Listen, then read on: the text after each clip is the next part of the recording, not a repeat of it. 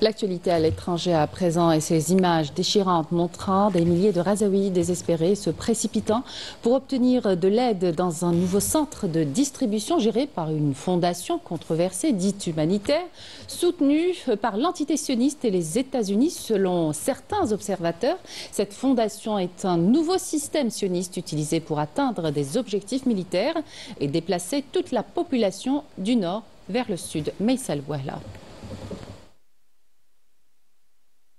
Ils courent dans tous les sens pour fuir les tirs sionistes. Ces Palestiniens étaient simplement venus chercher quoi manger. À la place, ils ont reçu des balles. Rangés par la faim depuis plusieurs jours, ils se sont rués sur un nouveau centre de distribution d'aide humanitaire de Rafah, dans le sud de la bande de Gaza. Un centre géré par une organisation américaine accusée d'aider l'entité sioniste à atteindre ses objectifs militaires à Gaza, de contourner l'ONU et d'exclure les Palestiniens. Des Palestiniens qui ont été pris pour cible par les tirs indiscriminés de l'armée sioniste. Les Nations Unies ont d'ailleurs exclu de collaborer avec cette organisation qui a mené l'opération de distribution qui a viré au drame, faisant au moins 50 morts et des centaines de blessés dans un bilan provisoire.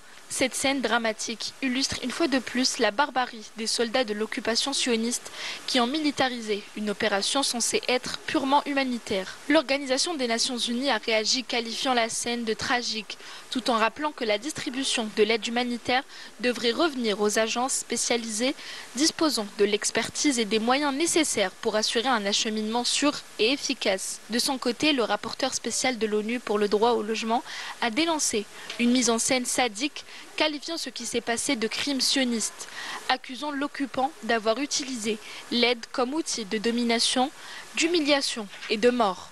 Dans le même temps, l'agression s'est poursuivie sur plusieurs fronts dans la bande de Gaza.